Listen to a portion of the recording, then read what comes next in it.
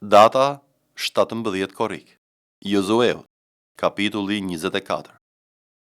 Pastaj Jozueu mblodhi të gjitha fiset e Izraelit në Sikem dhe thirri pleqt e Izraelit, krerët, gjykatësit dhe oficerët e tij që u paraqiten përpara Perëndisë. Dhe Jozueu i tha tërë popullit: Kështu flet Zoti, Perëndia e Izraelit. Në kohrat e kaluara, etrit tuaj si Terahu, ati Abrahamit dhe i Nahorit, banonin matan lumit dhe u shërbenin perëndive të tjera. Unë mora atin tuaj, Abrahami nga ana tjetër e lumit, e bëra të kalojë nëpër gjithë vendin e Kanaanit, shumëzova pasardhësit e tij dhe i dhash Isakun. Isakut i dhash Jakobin dhe Ezaun. Ezaut i dhash si trashëgimi malin e Seirit, por Jakobi dhe bitë e tij zbritën në Egjipt. Pastaj dërgova Mojsiun dhe Aronin dhe godita Egjiptin me ato që bëra në mes të tij, pastaj ju nxora jashtë. Kështu nxora nga Egjipti etrit tuaj dhe ju arritet në det. Egjiptasit i ndoqën etrit tuaj me sherrë dhe me kalorës deri në detin e Kush. Por ata i klithën Zotit dhe ai vendosi një errësirë të dendër midis jush dhe egjiptasve. Pastaj hodha mbi ta detin që i mbuloi dhe sytë tuaj pan ata që u bëra egjiptasve. Pastaj qëndruat për një kohë të gjatë në shkretë të tir. Unë ju çova në vendin e Amoreve, që banonin për te Jordanit. Ata luftuan kundër jush dhe unë ju adhash në dorë. Ju pushtuat vendin e tyre dhe unë i shpartallova para jush. Pastaj Balaku, biri i Ciporit, mbreti i Moabit, u ngrit për të luftuar Izraelin dhe dërgoi të thërras Balamin dhe djalin e Beorit që t'ju mallkonte. Por unë nuk desha të dëgjoj Balamin, prandaj ai ju bekoi me të madhe dhe ju çlirova nga duart e Balakut. Kaluat pastaj Jordanin dhe arritet në Jeriko. Banorët e Jerikos luftuan kundër jush, kështu bën Amorejt, Perezejt, Kananejt, Hitejt, Girgasejt, Hivejt dhe Jebusejt, por unë ju adorzova në dorë. Dhe çova para jush grerzat, që i bën të ikin para jush, ashtu si kishte ndodhur me dy mbretërit e Amoreve, por kjo nuk ishte merit e shpatës ose e harkut tënd. Dhe ju dhash një tokë për të cilën nuk kishit punuar, dhe qytete që nuk i kishit ndërtuar, dhe ju banuat në to. Dhe tani hani frytin e vreshtave dhe të ullishteve që nuk keni mbjell. Prandaj tani kini frikë Zotin dhe shërbeni me ndershmëri dhe besnikëri. Hiqni perëndit të cilave u shërbyen etrit tuaj për te i lumit dhe në Egjipt, dhe vihuni në shërbim të Zotit. Dhe në rast se ju duket një gjë e keqe ti shërbeni Zotit, zgjidhni sot kujt doni të shërbeni, o perëndive të cilave u shërbyen etrit tuaj për te i lumit, o perëndive të Amoreve në vendin e të cilët ju banoni sot, sa për mua dhe për shtëpinë time do t'i shërbejmë Zotit. Atëherë populli u përgjigj dhe tha: Larg qoftë që ne të braktisim Zotin për të shërbyer perëndive të tjera. Sepse Zoti, Perëndia ynë, është ai që na nxori ne dhe etrit tan nga vendi i Egjiptit, nga shtëpia e skllavërisë, që ka bërë mrekullira të mëdha para syve tan dhe që na ka mbrojtur gjatë gjithë rrugës që bëm dhe midis gjithë popujve në mes të cilëve kemi kaluar. Dhe Zoti ka dëbuar para nesh tërë popujt dhe Amorejt që banonin në këtë vend. Prandaj ne do t'i shërbejmë Zotit, sepse ai është Perëndia ynë. Por Jozueu i tha popullit: Ju nuk mund t'i shërbeni Zotit, sepse ai është një Perëndi i shenjtë, një Perëndi xhelos. Ai nuk do t'i falë shkeljet dhe mëkatet tuaja. Kur ta braktisni Zotin dhe të shërbeni perëndive të huaja, ai do të kthehet për t'ju bërë keq dhe për t'ju konsumuar pas aq të mirave që ju ka bërë. Dhe populli i tha Jozueut: Jo, ne do t'i shërbejmë Zotit. Atëherë Jozueu i tha popullit: Ju jeni dëshmitar kundër vetvetes, pse keni zgjedhur për vetes Zotin për t'i shërbyer? Ata ju përgjigjen: Jemi dëshmitar. Jozueu tha: Hiqni pra perënditë e huaja që janë në mes tuaj dhe përuleni zemrën tuaj Zotit, Perëndisë së Izraelit. Populli ju përgjigj Jozueut: Ne do t'i shërbejmë Zotit Perëndisë tonë dhe do t'i bindemi zërit të tij. Kështu Jozueu lidhi atë ditë një beslidhje me popullin dhe i dha statutet dhe dekretet në Sikem. Pastaj Jozueu shkroi këto gjëra në librin e ligjit të Perëndisë dhe mori një gur të madh dhe vendosi aty poshtë lisit pranë shenjtërores së Zotit. Jozueu i tha pastaj tërë popullit: Ja, ky gur do të jetë një dëshmitar kundër nesh, sepse ai i dëgjoi tërë fjalët që na tha Zoti. Ai pra do të shërbejë si dëshmitar kundër jush me qëllim që të mos e mohoni perëndin tuaj. Pastaj Jozueu e ktheu popullin në vendin ku ishte më parë, secili në trashëgiminë e vet. Pas këtyre gjërave, Jozueu, biri i Nunit dhe shërbëtori i Zotit, vdiq në moshën 110 vjeç. Dhe e varrosën në territorin e pronës së tij në Timnas Serah, që ndodhet në krahinën malore të Efraimit, në veri të malit Gash. Izraeli i shërbeu Zotit gjatë gjithë jetës së Jozueut dhe gjatë gjithë jetës së pleqve që jetuan pas Jozueut dhe që dinin tërë veprat që Zoti kishte bërë për Izraelin. Eshtrat e Jozefit që bitë e Izraelit kishin sjell nga Egjipti i varrosën në Sikem, në pjesën e arës që Jakobi ua kishte bler bijve të Hamorit, atit Sikemit, për 100 pjesë argjendi dhe që ishte pronë e bijve të Jozefit. Pastaj vdiq dhe Eleazari, biri i Aronit, dhe e varrosën në malin që ishte pronë e birit të tij Fineas dhe që ja kishin dhënë në krahinën malore të Efraimit. Veprat e apostujve, kapitulli 4. Ndërsa ata po i flisnin popullit, priftërinë dhe komandanti i tempullit dhe saducejnë u turrën mbi ta, të zemëruar sepse e mësonin popullin dhe shpallnin në Jezusin ringjalljen e të vdekurve. Dhe i vunduar dhe i futën në burg deri të nesërmen sepse ishte ngrysur. Por shumë nga ata që kishin dëgjuar fjalën besuan dhe numri i burrave u bë rreth 5000. Por ndodhi që të nesërmen krerët, pleqt dhe skribët u mblodhën në Jeruzalem, bashkë me kryepriftin Anan dhe me Kajafën, Gjonin, Aleksandrin dhe të gjithë ata që i përkisin farefisit të kryepriftërinëve. Dhe si i vun aty në mes i pyetën: në cilën fuqi ose në emër të kujt e bët ju këtë gjë? Atëherë Pietri, mbushur me frymën e shenjtë, u tha atyre: krerë të popullit dhe pleq të Izraelit, nëse ne sot gjykohemi për një bamirësi nga një njeriu të sëmur, se në cilën fuqi u shërua ai, le ta dini të gjithë ju dhe mbar populli i Izraelit se në emër të Jezu Krishtit Nazarenas, që ju e kryqëzua dhe që Perëndia e ringjalli prej së vdekurish, me anë të tij ky njeri shëndron këtu, por para jush shëndosh e mirë. Ky është guri që i hedhur poshtë nga ju ndërtuesit u bë guri i qoshes. Dhe në asnjë tjetër nuk ka shpëtim, sepse nuk ka asnjë emër tjetër nën qiell që u është dhënë njerëzve me anë të cilit duhet të shpëtohemi. Ata, kur e pan qiltërsinë e Pietrit dhe të Gjonit, dhe duke kuptuar se ishin njerëz të pamësuar dhe pa arsim, u mrekulluan dhe i njihnin se kishin qenë me Jezusin. Duke parë në këmbë pranë tyre njeriu që u shërua, s'kishin që të thoshin kundër. Por si urdhëruan të dalin jashtë Sinedrit, u konsultuan me njëri tjetrin, duke thënë: ç'tu bëjmë këtyre njerëzve? Sepse u është njohur gjithë banorëve të Jeruzalemit se është bërë një mrekulli e dukshme prej tyre dhe ne nuk mund ta mohojmë. Por që kjo të mos përhapet më shumë në popull, ti kërcënojmë rrept të mos i flasin me asnjëriu në këtë emër. Dhe si i thirrën, u dhanë urdhër atyre të mos flasin fare dhe as të mësojnë në emër të Jezusit. Por Pietri dhe Gjoni, duke ju përgjigjur atyre, thanë: gjykoni ju, nëse është e drejtë para Perëndisë t'ju dëgjojmë më shumë ju se sa Perëndin, sepse ne nuk mund të mos flasim për ato që kemi parë dhe dëgjuar. Ata pasi i kërcënuan përsëri, i lanë të lirë, duke mos gjetur mënyrë se si t'i ndëshkojnë për shkak të popullit, sepse të gjithë përlëvdonin Perëndin për atë që kishte ndodhur. Sepse njeriu në të cilin kishte ndodhur kjo shenjë që më shumë se 40 vjeç. Kur u liruan, ata u kthyen te të vetët dhe u treguan gjithçka që kryepriftërinë dhe pleqt u kishin thënë. Por kur i dëgjuan këto, ata me një mendje ngritën zërin te Perëndia dhe i thanë: o Zot, ti je Perëndia që ke bërë qiellin, dheun, detin dhe gjithçka që është në ta. Ti ke thënë nëpërmjet gojës së Davidit, shërbëtorit tënd, përse u zemëruan komët dhe popujt mendojnë gjëra të kota. Mbretërit e dheut u ngritën dhe krerët u mblodhen bashkë kundër Zotit dhe kundër Krishtit të tij.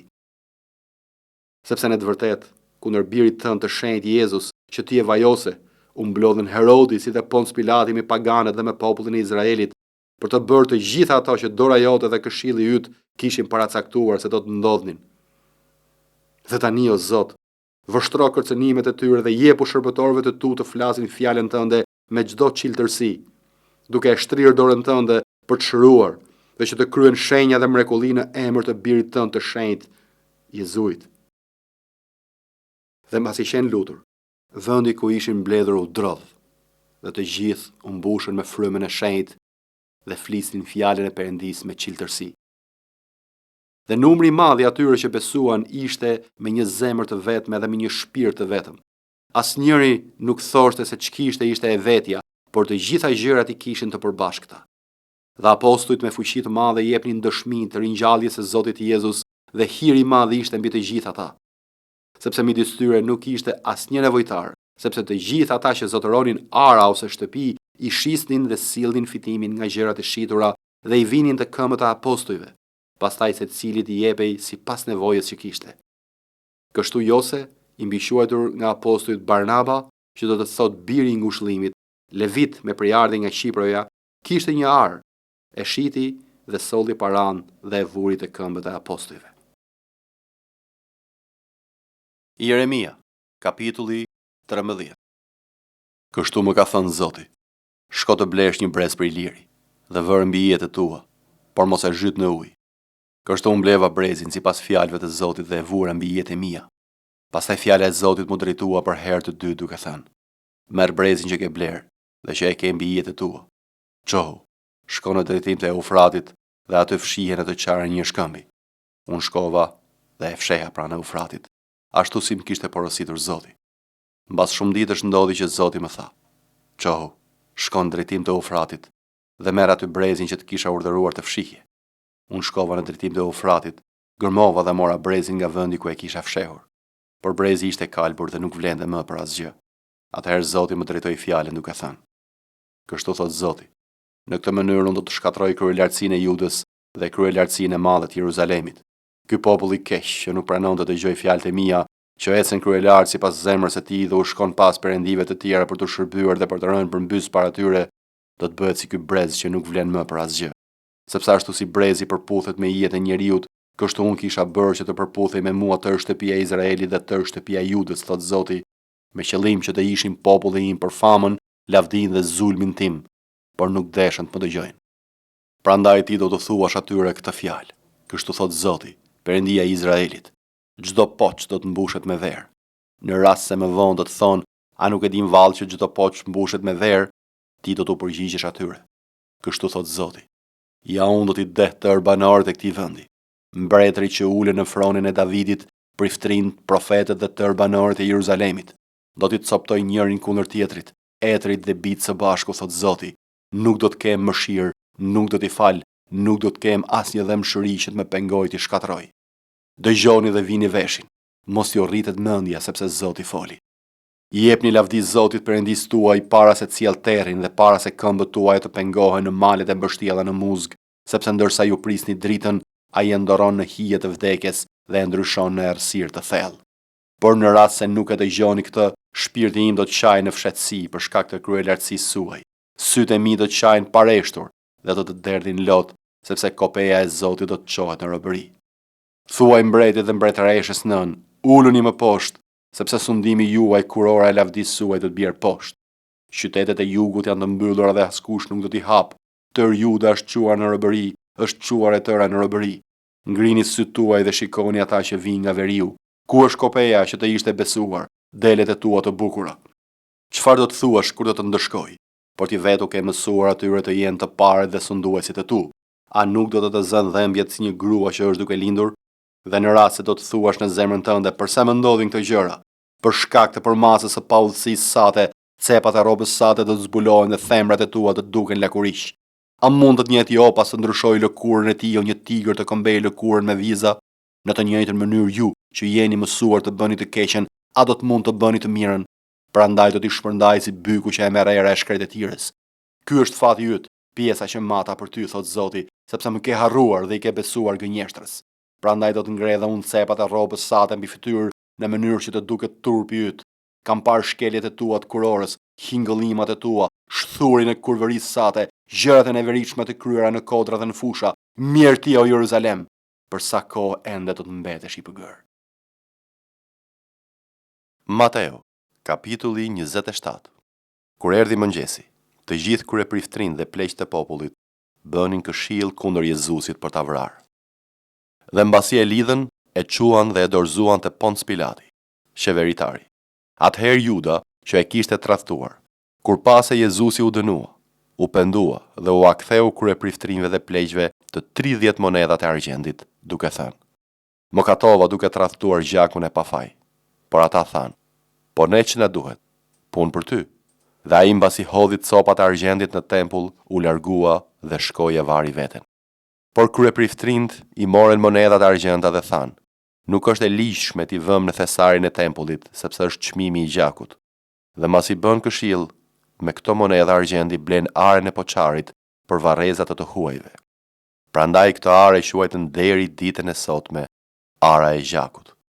Atëherë u përmbush ç'ishte thënë përmes profetit Jeremia që thotë: dhe I morën të 30 monedat prej argjendi, çmimin e atij që e çmuan, siç u çmuan nga bijtë e Izraelit, dhe I dhanë për arën e poçarit, ashtu si më urdhëroi Zoti. Dhe Jezusi qëndroi para qeveritarit dhe qeveritari e pyeti duke thënë: "A je ti mbreti I Judejve?" Dhe Jezusi tha: "Ti po thua." Dhe kur ai u akuzua nga kryepriftrin dhe pleqt, nuk u përgjigj fare. Atëherë Pilati I tha: "A nuk po dëgjon sa gjëra po dëshmojnë kundër teje?" Por ai nuk ju përgjigj në asnjë fjalë, kështu që qeveritari u çudit shumë. Por me rastin e festës, qeveritari e kishte zakon t'i lironte popullit një të burgosur, atë që ata kërkonin. Por kishin në ato kohë një të burgosur me nam, të quajtur Baraba. Kur u mblodhën njerëzit, Pilati u tha atyre: "Kë doni t'ju liroj? Barabën apo Jezusin që quhet Krisht?" Sepse ai e dinte se atë e kishin dorëzuar nga smira. Dhe ndërsa ai ishte ulur në fronin e gjyqit, gruaja e tij I çoi fjalë: "Mos u përzieje as pak me çështjen e atij të drejti, sepse sot kam vuajtur shumë në ëndër për shkak të tij." Por kryepriftrin dhe pleqt ja mbushën mendjen turmës që të kërkonte Barabën dhe Jezusit të zhdukej. Dhe qeveritari duke u përgjigjur u tha atyre: "Cili nga këta të dy doni që t'ju liroj?" Por ata thanë: "Barabën." Pilati u tha atyre: "Ç'të bëj pra me Jezusin që quhet Krisht?" Të gjithë I thanë: "Të kryqëzohet." Por qeveritari tha: "Po ç'të keq e ka bërë?" Mirë po ata po bërtisnin edhe më tepër: "Të kryqëzohet." Por Pilati, duke parë se nuk po arrinte gjë, madje se po bëhej trazir, mori ujë dhe I lau duart para turmës duke thënë: "Unë jam I pafaj për gjakun e këtij të drejti. Shikojeni ju." Dhe gjithë populli duke u përgjigjur tha: "Qoftë gjaku I tij mbi ne dhe mbi fëmijët tanë." Atëherë u aliroi atyre Barabën dhe mbasi e fshikulloi Jezusin, u adërzoi që të kryqëzohet. Atëherë ushtarët e qeveritarit, mbasi e quan Jezusin në pretoriumin e qeveritarit, mblodhen rreth tij gjithë kohortën. Dhe pasi e zhveshën I vun një mantel të kuq të ndezur, dhe I thurën një kuror me ferra, ja vun mbi krye dhe I dha një kallam në dorën e djathtë, dhe duke u gjunjëzuar përpara tij e përqeshnin duke thënë: "Përshëndetje o mbreti I Judejve." Pastaj e përshtyn, morën kallamin dhe I binin në kokë, dhe mbasi e përqeshën, ja hoqën mantelin dhe e veshën me rrobat e tij dhe e quan për ta kryqëzuar. Dhe duke dalë, gjetën një njeri nga Kirena që quhej Simon, të cilin e detyruan ta mbarte kryqin e Jezusit. Dhe kur arritën në vendin që quhej Golgota, do me thënë vendi I kafkës, I dhanë të pi uthull të përzier me vrerë, por ai mbasi e provoi, nuk deshi të pi. Por mbasi e kryqëzuan, I ndan rrobat e tij duke hedhur short që të përmbushej ç'ishte thënë nga profeti: "I ndan ndërmjet tyre rrobat e mia dhe hodhën short mbi veshjen time." Dhe ulën dhe e ruanin atje. Dhe përmbi kryet të tij I vun gjithashtu shkakun e shkruar të dënimit të tij: "Ky është Jezusi, mbreti I Judejve." Atëherë u kryqëzuan bashkë me të dy kusar, njëri në të djathtë dhe tjetri në të majtë. Dhe ata që kalonin andej e shanin duke tundur kokën dhe duke thënë: "Ti që e prish tempullin dhe ndërton për 3 ditë, shpëto veten tënde, nëse je biri I Perëndis, zbrit nga kryqi." Po ashtu dhe kryepriftrin bashkë me skribët dhe me pleqt duke e tallur I thoshin: "Ai shpëtoi të tjerët dhe nuk mund të shpëtoj veten e tij. Në qoftë se është mbreti I Izraelit, le të zbres tani nga kryqi dhe ne do t'i besojmë. Ai ka besuar në Perëndin, ai le ta shpëtoj tani në qoftë se e do me të vërtet, sepse ka thënë: Unë jam biri I Perëndis." Po ashtu e thyenin dhe kusarët që ishin kryqëzuar me të. Por prej orës së 6 u bë errësirë mbi gjithë vendin deri në orën e 9. Por rreth orës së 9 Jezusi bërtiti me zë të lartë duke thënë: "Eli, Eli, lama sabakthani?" Të me thënë: Perëndia im, përse më ke braktisur?" Dhe disa nga të pranishmit, kur e dëgjuan, thanë: "Ky po thërret Elian." Dhe në ato çast, një nga ata vrapoi dhe mori një sfungjer, edhe e mbushi me uthull, dhe mbasi e vuri në majtë një kallam I dha për të pirë. Por të tjerët thoshin: "Lëre të shohim nëse do të vijë Elia për ta shpëtuar." Dhe Jezusi duke bërtitur përsëri me zë të lartë, dha frymën. Dhe ja, veli I tempullit u shqye në 2 pjesë, nga maja deri në fund, dhe toka u drodh dhe shkëmbinjt u çan, dhe varret u hapën dhe shumë trupa të shenjtëve që flinin u ringjallën. dhe të dalë nga varret mbas ringjalljes së Jezusit hynë në qytetin e shenjtë dhe ju shfaqën shumë kujt. Por kryeqindësi dhe ata që me të ruanin Jezusin, kur pan tërmetin dhe çfarë ndodhi, u trembën shumë dhe thanë: me të vërtet ky ishte biri i Perëndis. Ishin aty edhe shumë gra që vërenin nga larg. Ato e kishin ndjekur Jezusin nga Galilea për t'i shërbyer. Midis tyre ishte Maria Magdalena dhe Maria, nëna e Jakobit dhe Joseut dhe nëna e bijve të Zebedeut. Edhe si u ngrys, erdhi një njeri i pasur nga Arimatea me emër Jozef, i cili ishte edhe vetë dishepull i Jezusit. Ai shkoi te Pilati dhe i kërkoi trupin e Jezusit. Atëherë Pilati dha urdhër që t'ia dorëzonin trupin. Dhe Jozefi, mbasi e mori trupin, e mbështolli me një çarçaf liri të pastër dhe e vendosi në varrin e vet të ri që e kishte hapur në shkëmbë dhe rrokullisi një gur të madh në hyrje të varrit dhe u largua. Por ishin atje Maria Magdalena dhe Maria tjetër, ulur përballë varrit, por të nesërmën që ishte mbas ditës së përgatitjes, kryepriftërinë dhe farisejt u mblodhën te Pilati duke thënë: Zot, na ra në mend se ai mashtruesi, sa ishte gjallë, tha: pas 3 ditësh do të ringjallem. Prandaj urdhëroi që varri të ruhet mirë deri në ditën e tretë, se mos vinë dishepujt e tij natën ta vjedhin trupin dhe t'i thonë popullit: u ringjall prej së vdekurish. Kështu mashtrimi i fundit do të ishte më keq se i pari. Por Pilati u tha atyre: rojen e keni, shkoni dhe siguroni varrin si të dini. Dhe ata pra shkuan dhe mbasi e vulosën gurin, e siguruan varrin me roje.